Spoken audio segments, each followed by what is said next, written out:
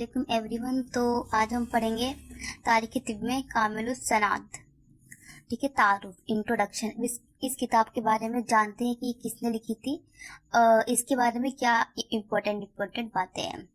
कामिलुस सनातुल तबियतुल तब तिब यूनानी की इंतहाई मशहूर व मारूफ और अहम किताब है, यानी बहुत इम्पोर्टेंट किताब है इल्म तिब में।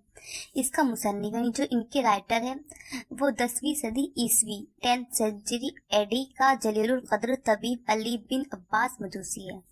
ओके, देखिए हम कभी भी किसी किताब के बारे में पढ़ते हैं तो किताब कब लिखी गई है, उसके मुसन्निफ कौन है, उसकी लैंग्वेज और उसमें क्या क्या एक ऊपर से नजरिया, इतना तो पता होना चाहिए। और उसके तर्जुमे किस किसने किए। ठीक है, अली बिन अब्बास ने इस किताब को अपने ज़माने की बादशाह अज़्ज़ुद्दौला फना खसरू बिन लुक़रुद्दौला के लिए तसनीफ़ किया था। देखिए जो इसके राइटर है उन्होंने ये जो किताब लिखी थी वो जो उस टाइम पे जो उस शहर के बादशाह थे उनके लिए लिखी थी इन्होंने, इसलिए ये किताब किताबुल मुल्की के नाम से मशहूर हुई। ठीक है, ये क्वेश्चन आ सकता है कि इसको किताबुल मुल्की क्यों कहते हैं, तो इसका रीज़न ये है। ये किताब मौज़ूए तिब पर अपनी जामियात के एतबार से इस दर्जे मकबूल हुई, यानी कि इस किताब में किस मौजू क्या है इस किताब का, तिब। किताब मौज़ूए तिब पर मकबूल हुई कि उसने अपने मुसन्निफ को साहिब कामिल के नाम से मशहूर करवाया। ठीक है, ये किताब इतनी ज़्यादा मशहूर, इतनी ज़्यादा फेमस हुई कि इसके जो राइटर थे उनको हम क्या बोलते थे, कामिल, साहिब कामिल। इस किताब का अजमत का अंदाज़ा इस बात से बखूबी लगाया जा सकता है कि इब्ने सीना ने इस किताब के बारे में इजहार ख्याल इस तरह किया कि अगर कामिलुस सनाद पहले मेरी नज़र से गुजरी होती तो मुझे अलकानुन लिखने की ज़रूरत ना पेश आती। मतलब इसी किताब इतनी अजीम है कि इसके बारे में सोच, इसका मतलब एक बात ये भी आती है कि जो इब्ने सीना थे तो इब्ने सीना ने पहले किताब लिख दी थी, उसके बाद ये वाली किताब आई। तो जब उन्होंने ये वाली किताब पढ़ी तो उन्होंने बोला कि लाइक ये किताब में इतना अच्छे से लिखा हुआ है कि अगर ये किताब पहले आती तो मैं अलकानून नहीं लिखता। मतलब किताब कितनी अच्छी है। मशरिक के अलावा ये किताब मगरिब में भी बेहद मकबूल हुई, जिसकी वजह से इसका लातीनी नाम लाइबर रीजियस भी है, ज़िखामत। ठीक है, अब इसके बारे में देखते हैं किताबों में क्या क्या है, कितने पार्ट्स वगैरह, कितने वॉल्यूम है। कामिलुस सनाद एक ज़खीम किताब है जो दो जिल्दों पर मुश्तमिल है। दोनों जिल्दों में कुल मिलाकर 20 मकालात और 783 अब्वाब है। ठीक है, मंदरजात। इस किताब के इब्तिदाई 10 मकालात इल्म तिब के नजरी हिस्से से बहस करते हैं, यानी थियोरिकल, जबकि बकिया 10 मकालात 20 मकालात हैं। जो 10 स्टार्टिंग के मकालात हैं वो तो इल्मी है, और यानी उसमें प्रैक्टिकल से कुछ लेना देना नहीं है, लेकिन जो आगे के 10 वाले हैं उसमें प्रैक्टिकली नॉलेज है। 10 मकालात में तिब के अमली हिस्से को मौज़ूए बहस बनाया गया है। जिल्द अव्वल और दोम के मज़ामीन की मुख्तसर तफसील दर्ज झैलियाँ नीचे दी गई है। 2 जिल्द है, तो जिल्द अव्वल में देखते हैं।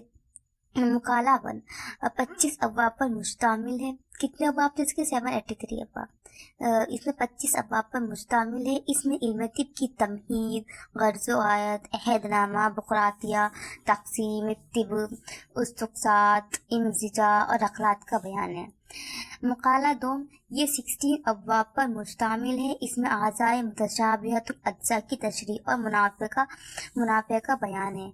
मुकाला सोम ये 27 अब्वाब पर मुश्तमिल है। इसमें आज़ाए मुरक्कबा की तशरीह यानी एनाटमी और मुनाफ़े दर्ज है, यानी उसके फ़ायदे, फंक्शंस। मुकाला तहर्रुम ये 20 अब्वाब पर मुश्तमिल है। इसमें क़ुव्वा, अरवा और अफ़आल का बयान है। मुकाला पंजुम ये 28 अब्वाब पर मुश्तमिल है। इसमें असबाब सित्ता ज़रूरिया, हवा, रियाज़त, माकूलात व मशरूबात यानी ड्रिंक्स और फूड, नौम व यगज़ा, जमा व हमाम और अवारिज़ नफ्सानिया का बयान है। मुकाला शुश्तम ये 26 अब्वाब पर मुश्तमिल है। इसमें असबाब व अलामात का बयान है। असबाब मतलब कॉजेस और अलामात यानी सिम्टम्स। मुकाला हफ्तुम ये 18 अब्वाब पर मुश्तमिल है। इसमें अमवी दलाइल मर्ज और ज़राइल इस्तदलाल यानी नब्ज़, बोल व बराज, तरफ़ुस, थूक और पसीना वगैरह का बयान है। मुकाला हश्तम ये इमराज ज़ाहिरा के बयान में, यानी एक्सटर्नल जो डिसीज़ होती है। मुकाला नहम یہ 41 ابواب پر مشتمل ہے. اس میں اعضائے باطنہ کے امراض کے دلائل کا بیان ہے، یعنی انٹرنل جو ڈیزیز ہو، انٹرنل آرگن. مقالہ دہم یہ 12 ابواب پر مشتمل ہے. اس میں دلائل منظرہ کا بیان ہے. جلد 2. مقالہ اول یہ 21 ابواب پر مشتمل ہے. اس میں حفظان صحت، تدابیر اطفال، تدابیر مشاہق اور ناکحین کی تدابیر صحت کا بیان ہے. مقالہ دوم یہ 75 ابواب پر مشتمل ہے. اس میں کلیات ادویہ سے بحث کی گئی ہے. مقالہ سوم یہ 24 ابواب پر مشتمل ہے. اس میں حمیات اور کا بیان ہے. مقالہ چہارم یہ 52 ابواب پر مشتمل ہے. اس میں ظاہری امراض کا بیان ہے.